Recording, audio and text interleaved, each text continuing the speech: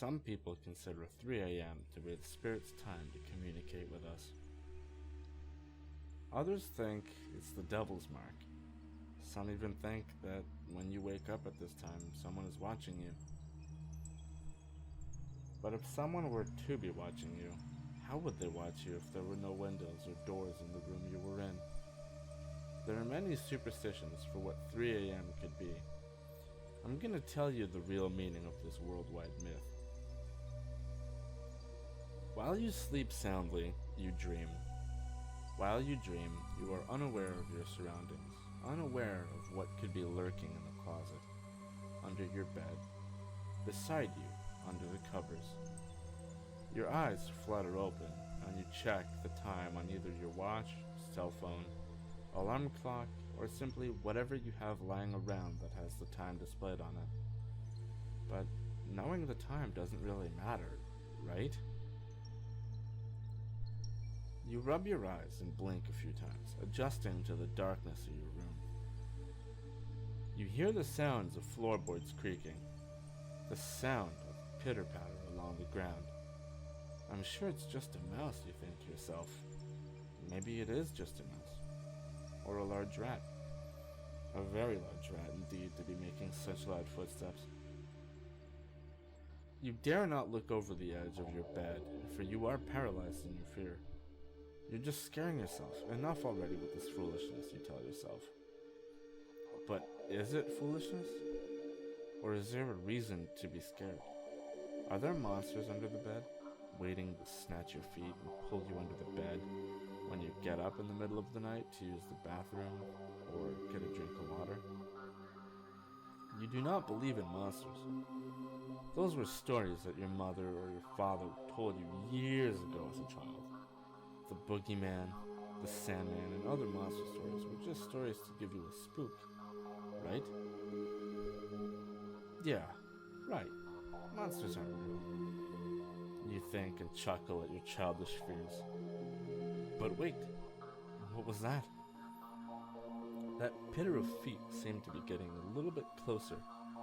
You squeeze your eyes tightly shut as you hear the long, loud screech of your door creaking open ever so slowly. Was that a giggle you just heard? No, of course not. Mice don't giggle, neither do rats. You're being delusional. You open your eyes slowly and stare at your ceiling. There is movement under your cover. The covers that you stay under to provide you warmth and comfort. It's moving towards you slowly, in a crooked fashion. It looks as if it's limping behind the blankets. You're frozen in terror, afraid to move lest you might give away your location. You feel something tugging at the loose clothes that you wear. Oh Jesus, what is that? You yank away the covers and throw them to the ground and gasp at what you see. The creature is lopsided, grotesque in a way that makes your stomach turn in knots. It wears torn fabric that looks like it's hundreds of years old. It tilts its head to the right and gives you a crooked smile. Its dark eyes, without pupils, stare at you, unblinking. You slowly begin to push yourself up into a sitting position, backing away from the creature. This doesn't seem to bother it, though. It simply limps closer and closer until it reached your leg. It pulls itself onto you and begins to crawl slowly, oh so slowly. It bears that crooked, toothy grin. Its gray skin hangs from its bony body. It smells horrid, a smell you've not come to face before. But you know this smell, even without having smelled it before. It's the smell of rot, but not like any rot. The stingy scent of rot, flesh and blood. What are you gonna do, you think, and lick your lips, eyes wide, not removing them from the creature? It's still inching its way up your body, coming closer and closer to your face with each limping step. You take in a deep breath through your nose and then release a scream so loud you think you've popped your own eardrums. The creature suddenly jerks its head towards the door and lets out a murderous cry. It quickly limps to the edge of the bed and jumps, landing to the floor with a thump.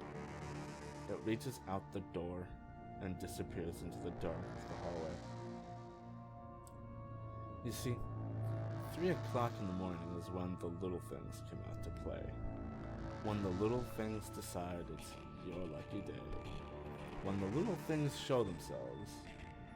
But don't let this deceive you.